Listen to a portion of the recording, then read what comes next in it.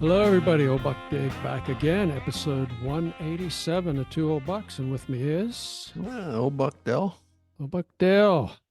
Welcome to the podcast, buddy. Good to good to hear you again. Yeah, it's always good to be back. We've been busy. We had even trouble scheduling some of these things, so it was I good. know Good to it's be just here. getting crazy. Yeah, I thought it would be this old age thing it's really time wise it's a phenomenon. I mean, before you went to work, you did all this stuff. Now you sort of have this much time, but it gets pulled in all kind of different directions. I don't even know how to explain it. yeah, but you're So working again. You're back in the workforce here. I was working, yeah, a couple days, and then I jump into something else, but just throw in a couple of appointments, a couple Yep. of small issues to resolve, Yeah. small chores to do. Trim the hedges, trim the palm trees, Well, yeah, there you go. Or anything like or that. anything. Yeah. I'm sure anybody who is retired or maybe working part-time uh, can understand what we're talking about. It's a phenomenon that I just don't know how to explain. I mean, I have time, but you'd think I could just at the drop of a hat, we could just call each other and get together. It doesn't work that way. So Doesn't work that way. Yeah. definitely good to see you and talk to you. Likewise. So, Yeah. Hey, the good news is we got Captain Jim coming on again today. He'll hmm be showing up later in the podcast here with another story as promised. So that's something to look forward to. Probably be the high point of the podcast today. And we got a VV1 report here. She's doing well. She's coming along on schedule. And this is an interesting thing. She says she feels like she's on an undercover mission. huh. Hmm. I have to think about that. I'll have to wait Yeah, to I have get to an think about explanation that. for So that we'll, one. we'll have to get her back here to explain. That's all. I'm going to kind of dangle that out in front of everybody. Say she feels like she's on an undercover mission. We'll get Judith back on here shortly, and she can explain to us what exactly she means by feeling like she's on an undercover mission. Undercover mission. Well, we're glad she's moving well. We're happy for her. So, Speaking of undercover missions, we got a ton of feedback on your little bus trip last week. Did you know? You did know that. you sent a couple of them. I said a couple, we Yeah. got a ton of them. So we got several people said they definitely want the picture. Okay, so we got a lot Uh, of a lot a lot of requests there. So we've got to come up with that picture. all right. But Well, we'll have to show you. We'll I get think we're you. gonna. I think we can make a video too. We can get a little video posted out there. Here's one, for example. He says, "I want a picture of Dale with this quote: 'I am very busy. I am talking to myself' device." So there you go. Yeah. I've got another Ah, comment that says, "What planet is Dell from?" uh, So, continuing with the outer space theme, somebody's just said, "Open the pod doors, Hal." Remember that from yeah, 2001 Space Odyssey? Open the yeah. pod doors, Hal. And another one said something about the mothership has abandoned Dell. So I don't know, man. Well, You're you're the you're famous. experiment was the experiment is all part of the uh, the amusement or the Hmm. fascination I have with this whole other culture. So this crowd is just They're dressed going to like work too. they're just going someplace. They're I mean, going everybody someplace. Yeah. trying to get someplace, and sometimes uh, they just get on them to get into a little cooler environment and be able to sit down peacefully for a while. So they'll take a long bus ride to maybe take a nap or something. So Well, it's a strange yeah. stranger than the Stranger normal than commute. fiction.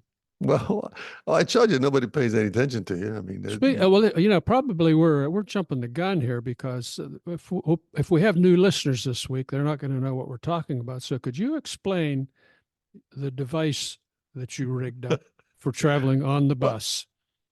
okay, to sort of get to what we're talking about for the new listeners, I can see that the on the bus, everybody immediately takes out their phone. I mean, just constantly, whatever is their prominent hand, they've got it and they're flipping with their thumb up and down, up and down. Everybody's facing into the phone and everything. So anyhow, I decided to run an experiment where I took a set of headphones or earbuds, I should say, but they had the wires on it. But to be clear, some are wireless, and there's plenty of those on the bus too. A lot of people running around with those things in their ears. Mm-hmm. So mine, obviously, I have a wire sticking from my ears, and I said, well, what would happen if I just built a device and sort of made it look like it was coming from my mouth? So the thing is sort of plugged into my mouth, and I have it goes from my mouth right to my ears. And I thought somebody would say, "What kind of devices have it?" Anyhow, Well, you have nobody commented on it. you plugged it into a straw, right? And you Yeah, put I the had it straw. into a straw in order to make. I So I'm didn't want the metal into my mouth. trying to I didn't picture want that. this. Yeah. So you've got this stuck in the straw, and the straw's Yeah, I in your got it mouth. stuck. It's not And how many people sit down next to you when you have this device on? Now that Dave is a real conundrum because I do not know why people don't like to sit next to me. Um, I think I have an idea. well, I don't often have that. I don't pull that little trick all the time. But generally, on the bus, if there's a lot of people, uh, there's a lot of perfumes and things. You know what I mean? And the air has been circulated internally or whatever. So So I've everybody's looking discovered for that their own personal space. I've discovered Yeah. that the cold air blowing on my nose and that can cause my sinuses to flare up a little bit. But so I do wear a hat that looks pretty tattered. I do have a mask on. I often put a mask on, and even if it's dark, I wear sunglasses, and I stare sort of straight ahead. And but I Okay. can, I don't turn my head to look at the people coming on the bus, but I can see their eyes. They Hmm. focus on me. They see the seat next to me open. But they're too intimidated. They move. Like, what the and heck is and they going? they crowd somewhere in the back of They the go bus. somewhere else. Yeah. I told you that one lady did sit by me twice because there was really no place else to sit. Yeah. So she kind of squeezed in on a little portion of the chair next to me, and I just don't turn or nothing. I just stay straight, looking straight Mm. forward. So, but an interesting happened the other day. There was I was in a series of three seats. So there was a seat next to me, and then two more, obviously, and clearly a homeless guy got on the bus, and I was watching him to see if he was going to sit next to me. And he looked, he looked at the back of the bus, looked around, and he chose to sit. Just kept walking. I think maybe it could be. Sometimes I wear suspenders too. So even my wife says to me, she says, "Why do you dress that way?" I said, you kind of got to look the part out there. Yeah, Oh man. not that I don't want people to sit, Uh-huh. because sometimes now that reverses too. Imagine looking like that, and you're the guy coming in, Hmm. and there's only one seat left. I'd stand. I'd be standing. I think, Yeah, this would be my day to that's stand. like those folks say, "Uh-oh, here he comes. Is he going to sit next to me?" So, but Geez. generally the bus is not so crowded that you might be able to find a spot by yourself. But they just they just don't tend to sit next to me. So that's kind of an ongoing Okay. experiment. Well, yeah, we're going to look for more feedback on that from our listeners as well as from you, of course. And all I know is you Hmm. wear your device, and we get our biggest solar storm in over 20 years. Is that just a coincidence, or is there more to this? Well, some people probably are anticipating that this device is a some kind of a unique communication device, It's uh, cleverly designed to fool Earthlings. That's coming out. It's finally Because coming out. they're saying there's no way that's going to work. What could that? How would that work?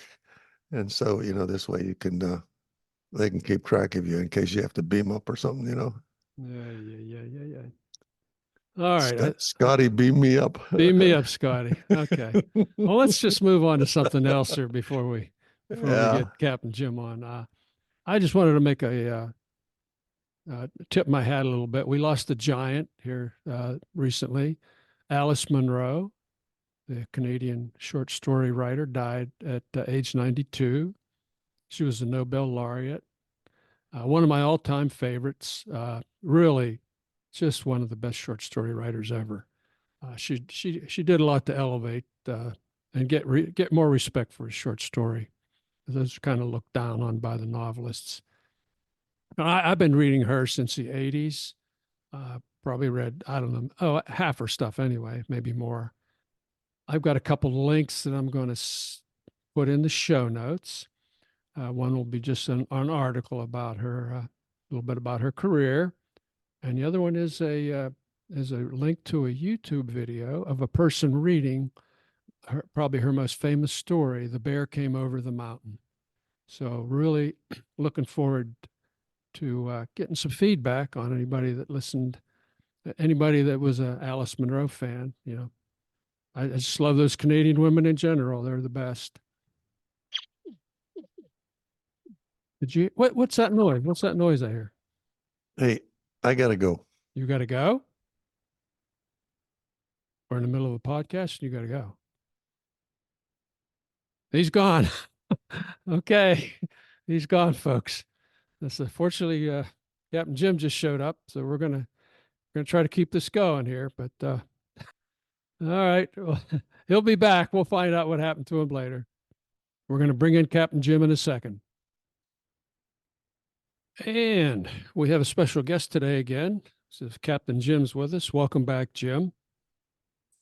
Thank you, Dave. Glad to be here. Good. Good. Hey, everything good over your way? You haven't fallen off any ladders or anything? Or In the pool today. in the pool today? Okay. I was trying some palms and needed to get up a little bit higher, but Okay. You weren't sailing. it was a deep end. It was a deep. Okay, that's a good thing. Yeah. Well, it's good to have you back. We promised people another. It's not a sea story this time, but it's still a real good story, a dry land story. Now, Dale just got an urgent call from the mothership, so he had to leave. So he's got his earbuds, plugged into his straw. So he's wired now, and he's communicating with them as we speak. So unfortunately, it's gonna have to be just me with you. So Okay. So anyway, tell us a little bit about the adventure you're gonna talk about today. Okay. Well, the title of my story is Mountain Guerrillas, which is for freedom fighters. They're guerrillas. And I was at University of South Florida in 1968. I was 20 years old, and I was having problems going to school, staying focused. And, I thought it was high school and I tried to make it high school, but, that didn't work. Didn't work. So I wasn't ready to buckle down. I was say I remember it sure wasn't grade 13 when I started college. Oh, yeah. I quit school and I went out and I worked manual labor jobs and ended up at MacDill Air Force Base driving piling, which was interesting. And it was, like big equipment and loud noise. And the money was great. It was a federal job, and it was just, the money was wonderful. Nice. I worked there for 3 months with those guys, and then they finished their contract and went back to Miami, and I worked for the general contractor. And I had, was a carpenter's apprentice. And I just got this vision of myself being much older, eating a, lunch out of a bag and a thermos bottle full of coffee, and that was unappealing to me. Not what you saw as your future self. Yeah, so they spotted my lack of enthusiasm, and they fired me, but before they could, I quit. Said, "You can't fire me. I quit. I already quit." So there. Oh. I went back to USF, and I met a guy that was in our neighborhood that I grew up with. We commuted. We didn't, have the privilege of our parents putting us on campus, so we drove to college. Mm-hmm. And so Smitty and I, we drove independently. It was about a 35, 40-minute drive. So It wasn't like you'd go home after the end of a class. The university center, they had 4 conference rooms, and we kind of lounges, and so we congregated in one. I can't say we took it over, but we were there in force, and it was just a eclectic group of people. We weren't fraternity or sorority people. We were just critical thinkers, people that wanted to debate, joke, relax, because you could have a class in the morning and a class in the afternoon, and you had to burn off, like 4 or 5 hours. Yep. Yep. There's a group of about 15 or 20 people that would come drifting in and out. It was a lot of fun. I mean, we had Wednesdays was down on the Hillsborough River drinking. That was a ritual. And then we had parties on the weekend. But they studied. I mean, these guys ended up with PhDs and master's degrees and went to, they really studied hard. They wanted to have fun. It was a very open atmosphere. It was a good time in your life. It was. And you knew that if you were welcome, you knew you were welcome. Mm-hmm. One of the guys there, Lee, was about 10 years older than us. Really nice guy. I was 20, so he was 30, 31. Once he graduated, he wanted to go down to the Panama Canal zone, which is different than Panama, the country of, and it's administered by the United States. So he brought it up and asked people if they wanted to go, and I was the only one that wanted to go. You were ready, yeah? Yeah, I was, I was open for adventure, and I'd been down to Costa Rica the year before. Travel was cheap. So the way that he presented it is we were going to take some camping gear and camp out and go see the countryside. What did your parents think of this idea? Oh, my mother was she was excited. She loved exotic travel, and she'd have come along if invited. So she gave me $100 for airfare and expenses, and I had another $100 tucked away. So the whole trip was planned around $200. Which was probably been enough back then. Yeah. I mean, airfare was cheap. So we arrived in Panama City in the afternoon. It was hot. It felt like one of our summer days.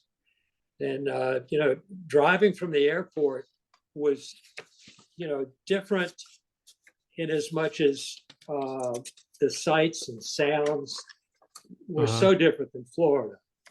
It's Spanish architecture, open air markets, and just helter-skelter zoning. I mean, it didn't make sense. You're not in Tampa anymore. Oh, no, you're at a different place. And it looked like the whole place needed a paint job. And the smells were distinct. Food stalls emitting aromas of charcoal meat and diesel fumes, tropical flowers, and occasionally sewer gas would come wafting through. Oh, yeah. Got to have the sewer gas to make the So, adventure complete. Yeah. So we asked the taxi driver for a clean, cheap hotel. And after that, Lee and I went on the street and just drank in the exotic sights and sounds, just absorbing it.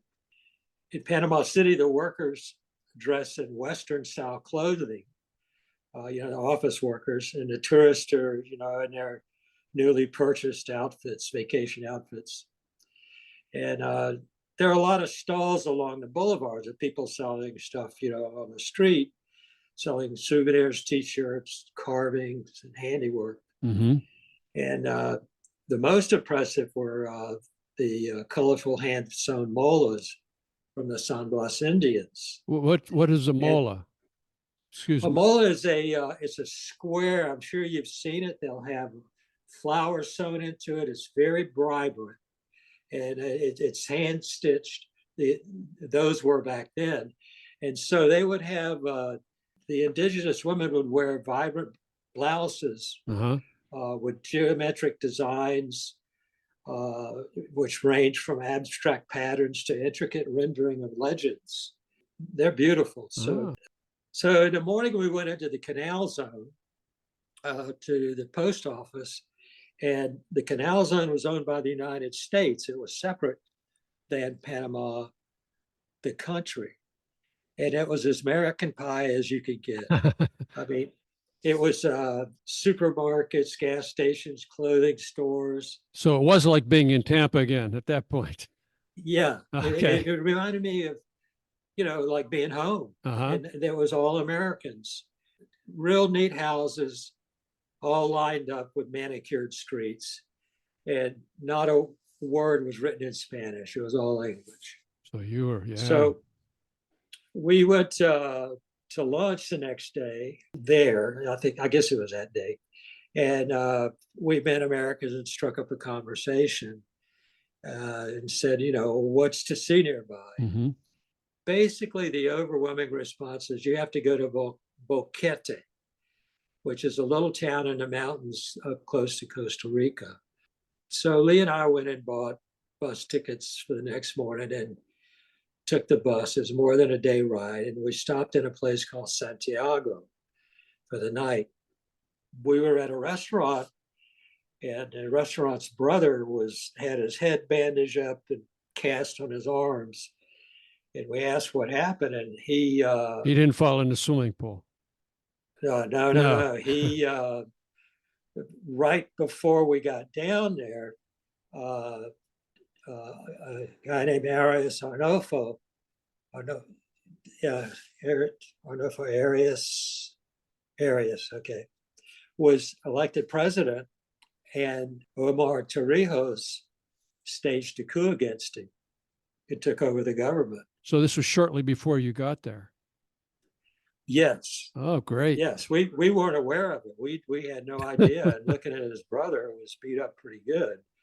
Oh. And he was beat up because he wore Arias colors, Wow. the colors of the party. I observed that, the best thing was to have a head down, mouth shut, eyes forward attitude. That was like they were in strict control. The next morning, we boarded the bus for Boquete. You leave the Pan American Highway and you start climbing towards the mountains, which are to the east. We followed an incline route up to get to the passes and in the valleys. And nearing our destination, I can remember the bus rounding a curve. They were on the rocks were on our left, and to my right, I saw this city, really pretty city, nestled in this really green valley. It was beautiful. That was Boquete. Okay. And it was a tourist town, and it was a gateway to a well-protected national forest, consisting of uncut jungle, abundant wildlife, and just sweeping tropical vistas. So Lee and I settled into a small 2-story wooden hotel. It was probably 2,000 square feet on the bottom and the top, like 4, with the rooms on the outside. Okay. In the center of it, you had a communal toilet and shower. And the walls didn't go up to the ceiling. They were about 18 inches shy of the ceiling and all the way around your room. And that was to help for air circulation. You're down close to the equator. So even though you're up in the mountains, it could get hot during the day, and there was obviously no air conditioning. Not in Tampa anymore. Oh, no. Again, out of Tampa. Okay. Yeah. So you just accept it. That's the way it is. I mean, that's a hotel. There's got openings at the top. So, we were anxious to explore the jungle behind the town. And we walked down to a stream and followed it downriver. And we met a couple of black guys from New York, Kyle and John. And they were our age, really sharp guys.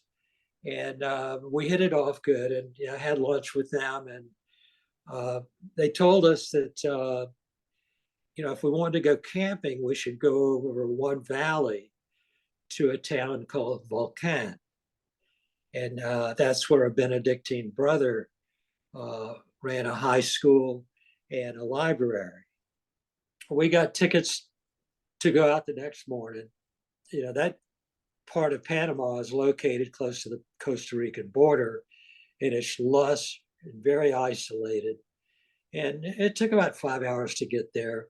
They dropped us off at next to the San Benito Agricultural School, administered by Brother Elred. And he came to Volcan in 1961 along with 5 other brothers and started the first library and agricultural junior high school. Okay. Now, he had served as a signal sergeant in the U.S. Army in World War II in the Pacific Campaign. He had tours of duty in Palau, Solomon Islands, and finally in northern Japan. So after World War II in 1950, he enrolled in the Benedictines Holy Cross Abbey in Canyon, Colorado. Ah, so he went from soldier to priest. Yeah, let me put it in the vernacular. He was a badass soldier. he was, you know, he'd seen some really bad stuff. Tough stuff, yeah. And you know, so it changed him completely. And he went into the Benedictine order.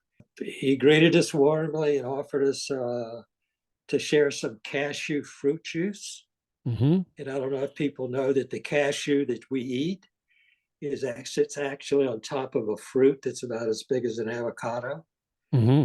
And you can take that fruit and blend it up and make a delicious drink. I think, yeah, Dell, just a couple of weeks ago, he talked about that on our podcast, that the thing that we see cashew is attached to a thing that looks like a big old apple or something. And it's, interesting. Yeah. You know, I said, you know, the country's beautiful. And, you know, we're planning to camp out. You know, we brought this gear, haven't spent a night outside. Could we pitch a tent in a vacant field? And I was pointing at it, and I asked. Mm-hmm. And said, absolutely, be my guest. After you're set up, you know, come have dinner with us tonight. Nice. So, and it was simple fare: roasted chicken, plantains, black beans, and green leafy vegetables similar to spinach. They served wine at the meal, which surprised me. Mm-hmm. And after cleaning dishes, we lounged in his study area and engaged in conversation. Well, little did I know it, I was being set up. Oh, so it wasn't just a friendly dinner. No, but okay. Brother Eldred asked, would you like to meet some guerrillas? Ooh. And I said, sure. Yeah, you know, sure. With interest. So Volcan is a town in Cherokee Province, close to the Costa Rican border, and it fiercely resisted the overthrow of President Arias. The local population supported armed rebels. Guerrilla attacked Panamanian army units. And these resistant fighters were poorly armed, underfunded, and unknown on a larger political stage. And they wanted to publicize their resistance and let their voices be heard. So these were rebels in support of the president who had been overthrown. Of Arias, correct. Arias, yeah, okay. I was an idealistic 20-year-old college student, and I had passionate views. Of course, I knew everything there was to know about the world and inequities. Of course. Then I verbalized my observations regarding the military juntas and intimidating the population. As if on cue, there was a knock at the door, and the monk got up to answer it. And standing outside were 2 men. They had fierce black beards and wild hair. Dressed in tattered camouflage, they introduced themselves speaking English. I believe, I can't prove it, but I think he was secretly supporting the movement and identified in me an opportunity to spread word about their struggle. Okay. You know, me mouthing off is like, yeah, we got a live one. Mm-hmm. Yeah. So the men handed me a packet of mimeograph papers. And I don't remember if you remember in elementary school, maybe junior high school, we had that purple Okay. So the only place they could have got it done was at the high school, Oh, right, right. the junior high school. I'm Yeah. sorry, And so, I said, obviously printed at the school. Hmm. And they asked if I'd bring them back to the United States and distribute them. And, of course, anything for the resistance. Anything for the resistance. So Lee was quiet. He was mentally processing. He was No, 10 he's years 10 older years than me. older than you. He's thinking about Yeah. this a little bit. Yeah, his passion might have peaked, So we headed back to Panama City the next morning. And on the road, we hear this alto, which means stop in Spanish. And the military police blocked the road and the bus came to a stop. So they had a machine gun nest, which I could see the machine gun nest and soldiers in it. And they had a big barrier across the Pan American Highway. A stern-faced military officer came aboard the bus and asked for the passenger manifest. So he scanned it quickly and he called out passengers Lacey and Donald Logan. So Uh-oh. I'm almost that's my official name. So Jim's my nickname. So Lee was sitting in front of me, and the uniformed officer stopped by his seat and got his passport and visa and carefully examined him. He came to me, he said, Senor Logan, dame tu pasporte y visa, which is give me your passport and visa. So I stood up to retrieve them from my pants pockets. And as I did, my left heel nudged a small backpack further underneath the seat. What was in that backpack? Yeah, that's when it had the papers in it. My mind was racing, but my inner self said, stay calm. Stay calm. So this guy eyed me up and down. My identification papers were returned. He departed back to his station next to the machine gun. Satisfied everything was in order, the soldiers pushed the yellow traffic barrier to the side, allowing the bus to pass. And at the next transfer station, I strolled around for a safe opportunity to ditch the papers. Yeah. Oh, yeah. And they went down an isolated storm drain without second thought. And had I been caught smuggling rebel-inspired writings, our life's trajectories would have turned out differently. And Lee too, because there'd have been no way. He was a compatriot, right? We were the two Americans on the bus coming from, rebel territory. So, wow. Yeah. That was a close one. It was. And it's just, you think you're doing good. And I wasn't old enough and experienced enough to think it truly through. That the first thing I should have done was gotten rid of them and kept my mouth shut. Yeah. Yeah. But and I didn't know what I'd do with them when I got back. I was just, young and dumb. Young and stupid. Yeah. Thinking we knew everything. Yeah. Yeah. Well, that was kind of a close call that you lucked out there. And otherwise we may not be here today. You might. The woman that cuts my hair is Honduran, and she grew up in Honduras and came here as an adult. And I was telling her the story. She said they'd have killed you. Ooh. I mean, she just said that flat Just out. that simple, huh? Yeah. Wow. Yeah. They, once they would have gotten all the information out of you, you would have disappeared. Wow. I didn't think about that, and I hadn't thought about this for a long time. Just something that happens along the way. Mm-hmm. That was a long time ago. It was a long time ago, but it's still burned in your memory. I try and be quiet. Mm-hmm. We were giving, two eyes and one mouth for a reason. Right. Yeah. But that's interesting. I mean, that could have been a serious decision point in your life there. Had I made it through it, it wouldn't have been a light tap on the hand. I guarantee you. Yeah. Those guys were in an armed struggle. Mm-hmm. And I was really stupid enough to, you were disposable. Get involved in it. You were disposable. Yeah. Right? Yeah. Well, So- well, I'm glad you made the right decision there after being under a little duress, and it's good to have you here to talk about that, and I really appreciate it. And we're hoping that you come back for some more stories, as we Okay. get lots of good PR on your stories. Well, I'm glad to hear that. So until next week, this is Old Buck Dave, along with, that would be you, Captain Jim. Captain Jim. Saying take care, folks. Talk to you next time. Bye-bye. All right. Okay. Bye.